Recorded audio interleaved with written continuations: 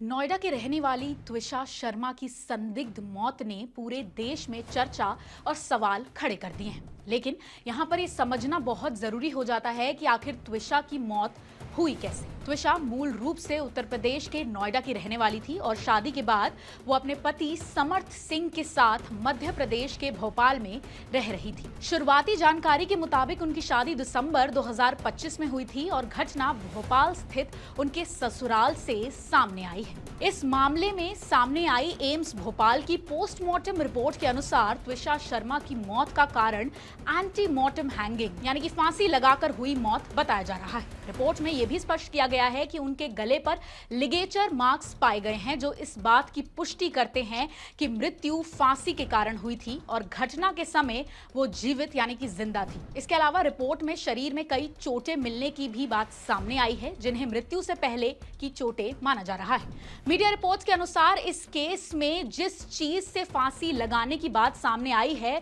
वो एक gymnastic belt बताई जा रही है। हालांकि इस पहलू पर अब सवाल उठने लगे हैं क्योंकि कथित बेल्ट को समय पर फॉरेंसिक जांच के लिए दिया नहीं गया था, जिससे जांच की जो प्रक्रिया है उस पर संदेह किया जा रहा है। इस मामले में जांच के दौरान प्रोसीजरल फ्लॉज की बात भी की जा रही है और आरोप है कि कुछ महत्वपूर्ण सबूतों को सही समय पर फॉरेंसिक जांच के लिए शामिल नहीं किया गया, जिससे केस की साइंटिफिक इंफॉर्मेशन पर असर पड़ सकता है। इसी आधार पर त्विषा के परिवार ने इसे सामान्य आत्महत्या मानने से इनकार कर दिया है और इसे एक सस्पेक्टेड मर्डर बताया गया है। इस दलील के अनुसार जो पहला अक्यूज्ड बेल पे छोड़ा गया वो गलत है। या तो ये गलत है या तो पुलिस गलत है, या पहला अक्यूज्ड को जो जमानत दी वो गलत दी गई। बहुत रसूखदार लोग हैं, इनके तरीके हैं। कोर्ट खुलवा भी सकते हैं, इनके हिसाब से कोर्ट खुल भी सकते हैं।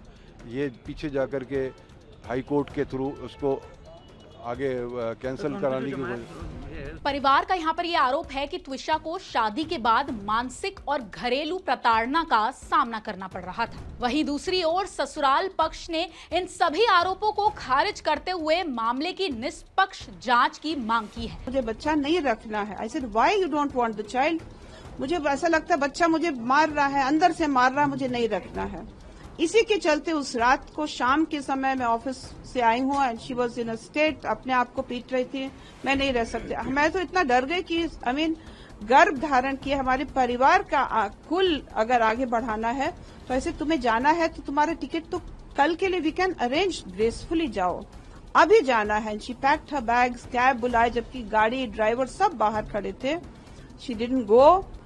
कहाँ रही रात में भी डोंट नो। मदर्स से मैंने पूछा where has she gone. She said मैं तो नोएडा में नहीं हूँ, वो नोएडा क्यों आ रही है। घोसला भी देखने आ जाती हैं, which is nice, actually it's nice. बस आई 30 तारीख को फिर से उसका वही जिद था, हॉस्पिटल जाना, एमटीपी कराना है। दोनों लोग गए समर्थ के पास। तो देखो वो लड़के रो नहीं पाते हैं एंड लड़कियां इतना जाकर, मैंने कभी भी किसी भी एक्शन उनके हिसाब से ना हो तो कैसा जस्टिफिकेशन है। आज हम डॉक पे खड़े हैं, बच्चा लड़का भी मेरा, ही suffering simply because right in the beginning उसका ऐसा व्यवहार था।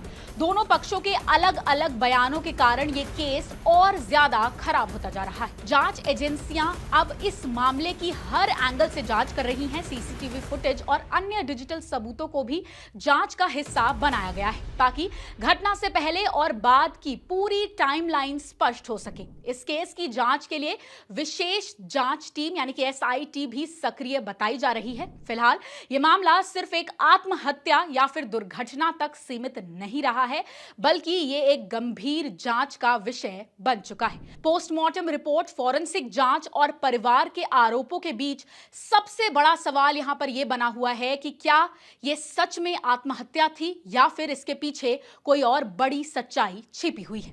अब आपका इस खबर पर क्या मानना है हमें कमेंट सेक्शन में जरूर बताएं और ऐसी ही और खबरों के लिए subscribe to our channel Only My health.